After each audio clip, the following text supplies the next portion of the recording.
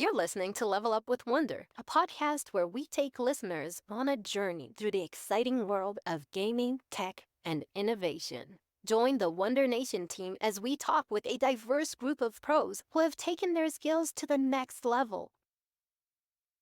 Hello, I'm Deanne Marble, Vice President of Marketing Strategy and Operations at Wondr Nation. Welcome to another episode of Level Up with Wondr. This episode is being recorded in the month of June, which is Pride Month. In observation, we are highlighting LGBTQ plus leaders in gaming. Today, we are joined by Melissa Pursley. Melissa is the Senior Vice President of Global Lottery Product and Sales Development at IGT. She has over 20 years of experience as a marketing leader for Fortune 500 brands across retail, lottery, consumer packaged goods, and dining industries. Melissa previously held the role of CEO of IGT Indiana and is currently the executive sponsor of Pride at IGT, contributing to IGT's best-in-class DEI efforts. Melissa is passionate about cultivating an inclusive workplace and has used her personal experiences as a member of the LGBTQ plus community to advocate for equal rights and opportunities within the workplace. Welcome to Level Up with Wondr, Melissa. We are so happy to have you today. I'm thrilled to be here. Excellent, excellent. So let's start with your background. Tell us about your current role at IGT as the SVP of Global Lottery Product and Sales Development. What are your main responsibilities in this role, and how does your role impact IGT's overall strategy and success?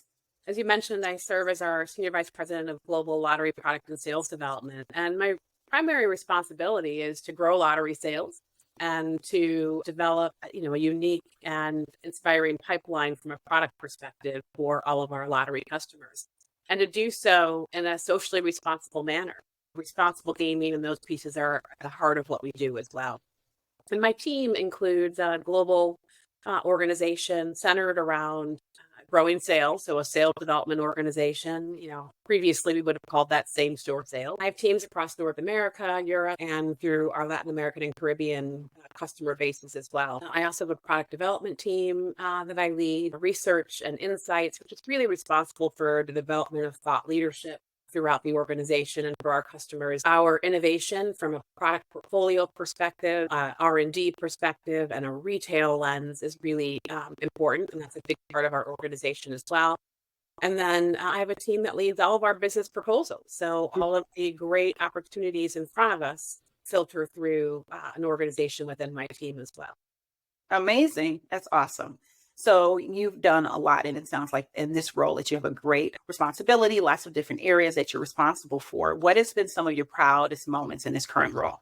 In my last role as CEO of IGT Indiana, I was named to that role right before the pandemic. And I always say to myself, if I can get through a conversation without saying the word pandemic or COVID, that would be a success. But we're still not there all the way yet. And when I reflect on some of my proudest times, and I think this is true for so many of us, especially in leadership roles, when that started, which now is 4 years ago, which is Wow. Seems like it was yesterday. It does.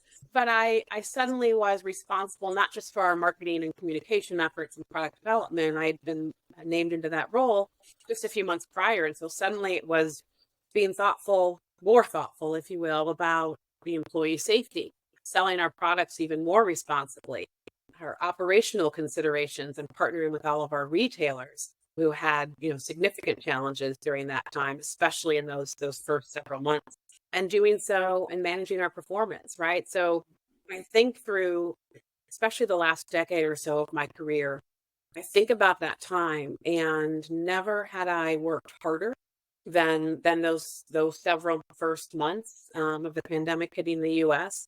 and coming out of that with a team that remained safe, with all the operational considerations that we had to adjust, with the strength of our retail partners in Indiana. I'm really, really proud of that moment. And again, I think it was the hardest I've worked in my career because of all those considerations. And I'm really, really proud of that. That was a test to my leadership, right? You go through leadership training and development throughout your career, then you go through black swan training, right? They always talk about like when the worst thing can happen, how do you go through and lead a team in those situations? But you never really think it's going to happen. for all of us. We definitely were all in that together. But when I reflect back on some of those proud times, that's certainly one of them in the more recent times. That's definitely something to be proud of. I think we all had all these transformations and everything that happened during this COVID times. We came out different people, but really able to lean into what we learned and how to be better leaders and better coworkers and connect more when we couldn't be live. So it definitely had an impact on us all, but that's absolutely something to be proud of. It's something that we are still wrestling with as organizations. Mm-hmm. How do we balance that? We've all sort of learned that we can do part of our jobs remotely in many cases, but what do you lose with that? What do you gain personally and professionally? What do you lose personally and professionally? And I think many organizations, including ours, are still wrestling with what's the right balance with returning to the office. That's still something that I think we're all still wrestling with, even after all this time. Absolutely. I mean, it's changed kind of our ways of working forever, right? I mean, years from now, I think we'll look back, but right now, I think we're still not in the thick of it, but we definitely are still evolving from that space. So in addition to your role, you are also the executive sponsor of Pride at IGT. Can you tell us about this role, what it means to you personally? Yeah, so IGT has done an amazing job, I believe, especially in the last 5-7 years, with a focus on diversity, equity, and inclusion. And part of that includes business resource groups. We call them employee engagement groups and employee impact groups. And we have several across IGT. Pride is one that I co-executive sponsor. And when the organization was looking for those executive sponsors, they were hoping within each one of the groups to find a member who was an advocate, one who was a member of the cohort. So it was very easy for me to say yes when the organization asked if I would co-sponsor Pride at IGT, being a member of the LGBTQ community and sort of always being out in my workplace.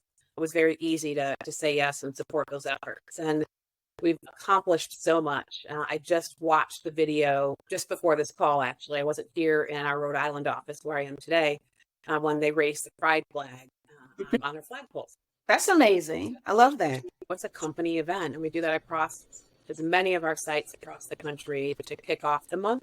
Then have a series of, obviously, fine-tuned or topical conversations throughout the month of June as well. But what I appreciate is that it's not just about June. The flags certainly all come out and all of the color of our flags is everywhere. But IGT has a very distinct commitment to all of our employee engagement groups, but especially Pride. And that's demonstrated through the work that we've done through the accomplishment of the Human Rights Campaign. And I think we'll talk about that a little bit later, but really proud of the efforts there as well. Excellent. And as the executive sponsor, what is your responsibilities? Primarily, it's to provide oversight and remove barriers to the group as they look to accomplish some of their goals, to, take big ideas across to the diversity council that we have, which I also sit on, and to leadership when needed, right? Part of the work for the Human Rights Campaign was centered around our transgender employees, which required some decisions and commitment of the senior leadership of the company to make, bringing those ideas forward, championing them, and supporting what we knew to be right at the most senior levels. I'm so happy that we didn't face many obstacles, right? Sure, there are, of course, barriers in place, but IGT has long been progressive in this space, and it makes it a whole lot easier, which is phenomenal. That is amazing. And we're going to get into that a little bit later, but let's talk about kind of where you started. So let's talk about your journey to IGT. So you started off on the agency side. So Fun fact for all of our listeners, Melissa and I worked early on in our careers, and we kind of started in the same place, which is African American advertising at Burrell and Carol H. Williams in Chicago. And it's amazing and fantastic that you've evolved and you've gotten, your career, and you are in this DEI space. And I felt like, when we started off in our careers in African American advertising, like it wasn't that big and that big broad thing, right? And sometimes it could pigeonhole us. Quite honestly, we may have felt that way. Let's talk about where it started, some of the pivotal moments, and how that led you to your current role and your current position. Yeah, I love that we have paths that have crossed a couple times in our careers, never having the benefit of working directly on the same team, but always being in the same hallways all Yeah. the time. I love that fun fact. I went to Millikan University, which is a small school in Decatur, Illinois, with a business degree in marketing. Worked a few jobs, worked for Hyatt in Chicago, the Pritzker family being there and Hyatt Hotels, corporate office being there. I actually started my career in a marketing role there. And that's where I really learned about the whole agency thing, right? Like it was very intriguing to me. And I landed a role with a smaller company called Laughlin Constable. And I spent a few years there working on some restaurant clients and telephony at the time, right? This is 30 years ago. So working on bringing internet to the world and wanted to broaden my career. I had an opportunity to go to Carroll H. Williams, who's the largest independently owned African American agency in the country. And I had a spot that took me to California. So I moved my life from Chicago to Oakland, California for a few years. Got to work on some really big brands. While I was narrowing my scope into one lens, to your point, focused on African American content, I was broadening the opportunity and exposure from a client perspective. So I got to work on Kraft and General Mills and Procter and Gamble, and really sort of hone in a bit on product management and brand management with a different lens. I went between Carroll H. Williams, who moved me back to Chicago. I spent some time at Burrell as well, where I got to work on the McDonald's business. Doesn't get much bigger than that in terms of quick service restaurant. I got to work on Happy Meal promotions and some really big African American scale opportunities across the country. Then I sort of sat back and realized that it was maybe time to take the step into the client side. It sort of felt like I had accomplished quite a bit within the African American agency space. Was ready to sort of dip my toe on the client side. And I'd always been fascinated with shopper marketing. 20 years ago or so, those two words were being put together and creating a discipline amongst retailers around how to generate revenue, obviously, but to do so by marketing to shoppers in a different and unique way. I found myself leveraging previous relationships with other agency partners that I had worked with, both at Carroll H and Burrell, and found a role with a company called Super Value. For those of you that are listening, you wouldn't necessarily know the name Super Value, but you would know all the banners of grocery stores that Super Value managed and owned at the time. I was assigned with bringing together and elevating our shopper marketing program within Super Value. My career grew there. I was there for 7 years and became the director of brand and advertising, then became our senior director of brand initiatives. And for a while was also the director of marketing for the Jewels in Chicago, and really loved my time there. It was the kind of organization that was in a space of growing and becoming a retail giant. Prior to joining the company, they were a supply chain organization. And so they were sort of flipping from a B2B environment to a B2C environment, which was a really interesting time to be there. I loved the people I worked with. And frankly, I thought I would be there for the duration of my career. I was settled. It had been 7 years. I was settled. And then the organization and board decided that they wanted to go back to being a supply chain organization, essentially, and selling off much of the retail. I stayed until the bitter end and spent a couple years then on my own. And I'll just say that entrepreneurial thing is a great spirit. But I got to be honest, I would like to know where my paycheck was coming from. And after a couple of years, and I was successful. I managed a contract with Walgreens in Chicago, which was amazing. I got a call about an opportunity to go work for the Hoosier Lottery and for their operator partner, IGT. I was like, oh, I don't know how I feel about the lottery. I'm going to pick up my life and move again because, I'd been to California and back to Chicago. The Super Value role was Minneapolis. I'd moved there and then back to Chicago. How do I feel about moving yet again? But, I can give, a couple pieces of advice to some of our listeners here. It's you always take the call. You just say yes to at least the phone call. And so I followed my own advice and I traveled down to Indianapolis and met with the team. And by the time I was driving back to Chicago, I knew I wanted this opportunity. The people were incredible. They were so smart. The lottery industry was quickly becoming fascinating to me, and not appreciating how complex it is. Mm. How much effort goes into a lottery ticket that we all sort of take for granted when we buy. At the end of the day, I obviously got the role, and it's been almost 10 years. And I started the role as the director of marketing, and then was promoted throughout that time. Product got added into my sphere, if you will, my responsibility, and then research and analytics as well, and then CEO of the operation, and then promoted one last time here into this role, into a corporate role in Providence, Rhode Island. It's been quite the journey, but I think those decisions, again, to sort of say yes to the conversation and to be clear on how you want to contribute. I'm really glad I was always honest with myself about. That's excellent. That's awesome.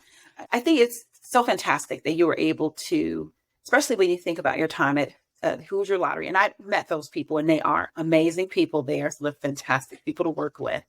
And how you were able to come in as a marketing director, but then you ended up as the CEO. So if you can talk a little bit about how you were able to maybe leverage some of your other skills, whether that's from other industries or other opportunities or experiences that you have to get you from marketing director to CEO, because those are lots of steps in between. So I am sure people would love to know how you did it. What's the magic behind those moves? Yeah, I think, coming into the marketing role in particular, and then the product and research piece, it was being exposed to other conversations and meetings, and demonstrating and truly being curious, asking the questions when looking at a P&L about what they mean, asking the CFO to sit with you and say, can you walk me through this? I want to make sure I understand it. And not just in the context of my portion, of what I deliver or expense against, but in the context of the whole business, and continuing to demonstrate that curiosity about it, and then to speak up, to say, even if it's outside of your purview, if you will, to speak up with other ideas. And I started to do that and find myself enjoying it and surprising myself, honestly, quite a bit. We go through succession planning, which every organization goes through. I also say to those of you listening, if you don't know where you sit on a succession plan, ask the question. You are responsible for your development, but you should always know what is next for you. When the CEO at the time came to me and said, hey, we're going through succession planning, and I think I'd like to put your name down as, someone who could be ready in a few years, but are you interested in that? Let's talk in a week after you spend some time thinking about it.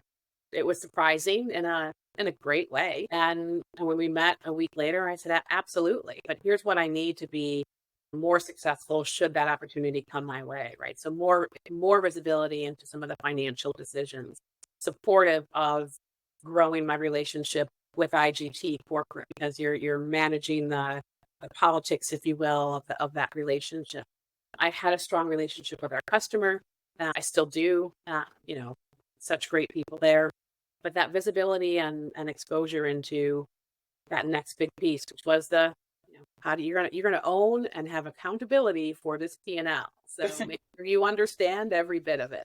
And I was not a finance major. I was a marketing major. And he invested that time, and he met my request of introducing me to the right people across IGT's global footprint. And when the time came, I was ready, and it was the right next step for me. But it's a journey. I always imagined myself, my goal was to be a chief marketing officer of a mid-sized, consumer packaged goods or retail organization. And so deviating from that was something that I had to, again, sort of be honest with myself about and say, is this what you want? And it was. And now, having looked back on that, I'm so grateful for that experience, because I'm able to carry that forward into the role that I have today. Yeah, clearly did an amazing job in that role there. And it sounded like that former CEO was, played a big role in helping you get there. Would you consider that person to have been a mentor to you? And if you think about mentorship in general, what role has it played, or has it played a role in how you've gotten to your current position? Yeah, I would definitely count him as a mentor. And in some ways, we had a bit of a reverse mentorship. So, he was not familiar with sort of the marketing and product side of the business. He had come from technology and operations. where he was able to support me. I was also able to support him in how we made decisions from a marketing lens and from a product perspective. And that was very deliberate, actually. We talked about it. Here's how we can both help one another for the benefit of the organization, but also for the benefit of our own career development. Other mentors that I've had, I think back to the days of SuperValue and walking into the grocery industry, which, much like lottery, is made up of folks who've been there for a really long time, who started bagging groceries and become category leaders or lead merchants, within the organizations. They know the business. Coming in from the outside can be a very intimidating place to be. I had a mentor who also became an advocate in ways that I didn't know until later in my career for me, who was a lead merchant at the time. But he saw something in me, and I saw the opportunity to learn from him pretty quickly. He, behind the scenes, also helped mention me in the boardroom, right, when you're not there. Give a couple different assignments, support your effort. Having those folks on your side, whether you know that they're there or you don't know that they're there, I think that has really also helped me. And in both of these cases, when I think about these two people who I think helped shape a little bit of the direction, they're both middle-aged white men. And I'm so grateful that they saw and recognized the opportunity to bring in diverse thought and diversity, right, into their sphere and into their organizations. Absolutely, because that support, those mentors can come from anywhere. They don't have to look like us. And I think the more people hear the stories of that, then the more open they will be to getting mentorship from different areas and really being open to be helped, right? To have that helping hand. So speaking of diversity and different backgrounds, you have a very unique background as a transracial adoptee with a multiracial upbringing. Can you share some details about that and let us know what this impact has had on you today? It's a relatively unique story. My parents decided that they wanted to have children, but wanted to do it in a different way. I think at the time they'd probably look back on it and say, we just wanted a child. We didn't necessarily care what color that child was or the background of that child, because they were open. I was the first to come their way, if you will, adopted a few months after being born and adopted into a family of two white parents. Not long after came my brother, who was Native American. And then many years later, my youngest sister completed the family, who was a Korean adoptee. I love that. Yes, and my parents chose a community named Park Forest, Illinois, a south suburb of Chicago, which had been awarded for its diversity and was the first planned community after World War II in the United States. It's a very unique place to live, and it was a very unique place to grow up, and one that, in many ways was a utopia. It was open, accepting, from a ethnic and racial perspective, from a religious perspective. This is the 1980s and early 90s at the time. But, I'd even say from a sexuality perspective, open and accepting. I think what that brought for me in terms of my career was just a willingness to have diverse thought and recognize the power of that. I'd say the downside, if I'm really honest in this conversation, is that growing up in that environment didn't prepare me for the real world. So that identity, especially racial identity, had a reckoning with myself once I left and went to college. It was really hard, very challenging and scary, right? Started trying to figure out where I fit. It was difficult. I'd say starting my senior year of high school and into college, having that reckoning with myself and with others. You try to put you somewhere and don't quite know what to do with that. But as I reflect on that, it has prepared me professionally and certainly prepared me personally for rich and deep relationships, agnostic to what someone's background is. And I keep looking over my shoulder because I have over the computer monitor, because there's this beautiful picture of my entire family sitting on a desk in front of me, or a bookshelf there, and it just is making me feel some kind of warmth. So you talked about how your upbringing had an impact on you. You think about specifically being a woman of color, being a member of the LGBTQ plus community. How has that impacted your career path? How has it influenced your approach to leadership? Yeah, I think as women of color and people of color, we've all heard the expression of paying the black tax, right? Mm-hmm. Having to work twice, 3 times, 10 times harder than our, in many cases, white male counterparts, and feeling the pressure of that. I have sat in rooms as the CEO of IGT Indiana with sales reps who won't look at me, yet I'm the one making the decision, right? I have felt invisible. I think in my early days in my career, both at SuperValue and at IGT, the leadership looked very different. And it took me a while to place where my discomfort came from. And it was recognizing that to the outside world, to our other vendor partners, to our customers, leadership in those organizations looked not like me. And so I was looked over, looked through. And it took a while to, one, recognize that was the symptom, if you will, that dealing with. And then thinking through, okay, how do we make change? How do we impact this differently? Again, just being vulnerable can make you feel very small, right? When you stay in a room and you are the most senior person and yet can't get anybody to look you in the eye or to look your way or to literally turn their back towards you. And those are experiences that we've all had professionally.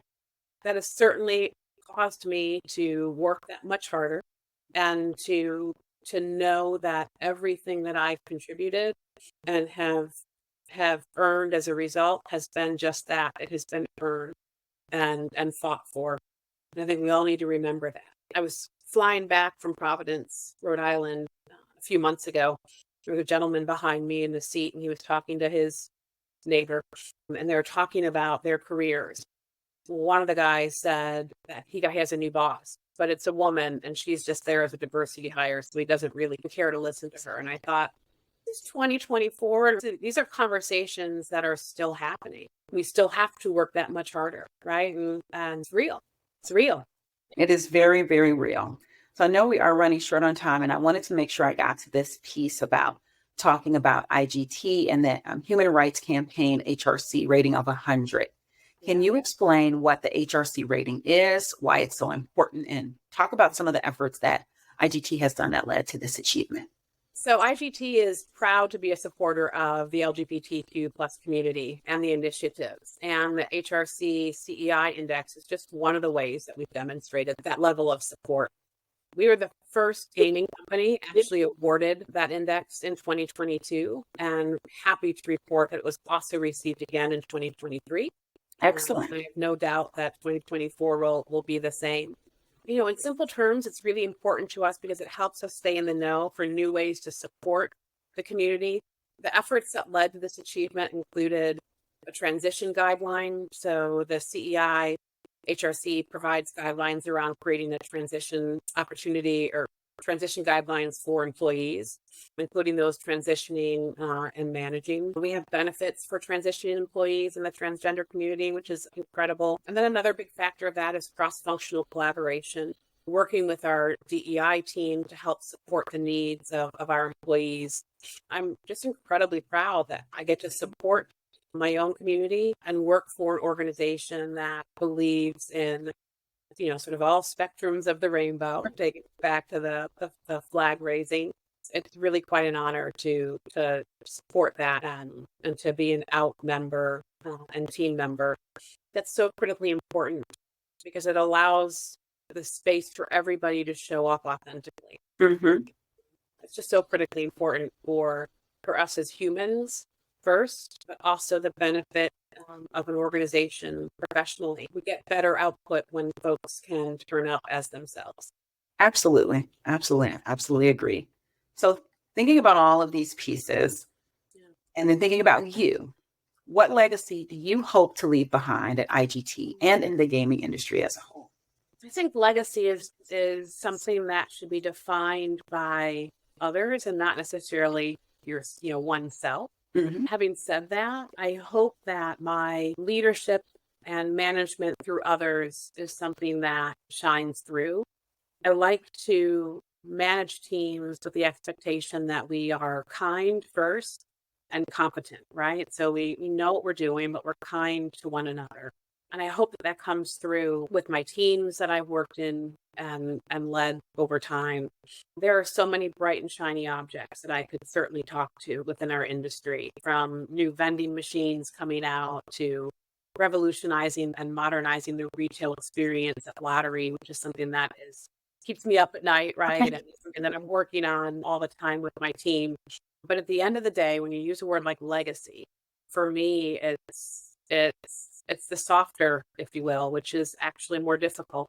It's the softer side of that leadership. I hope that folks model, how to show up every day with an attitude of positivity, resourcefulness, and optimism. It's really important. And I hope that I bring that through for my team members over my career and hope to continue to do so. I have no doubt that you are already leaving an amazing legacy. You have a fantastic story, so many different successes. I'm so proud to know you. This was a fantastic conversation. I really enjoyed talking with you today, Melissa. Thank you so much for all that you do. Thank you for sharing, being honest and transparent about your journey, as well as the impact you're making in the LGBTQ plus community. And thank you for joining Level Up with Wondr today. Thank you so much for having me. It's been such a joy. I appreciate it. Thank you so much. Thank you for listening to Level Up with Wondr. Visit wondrnation.com/level up for more podcast episodes about how we're reimagining the gaming entertainment industry. Want to level up your business? Visit our contact page at wondrnation.com to inquire about our strategic consulting or management services.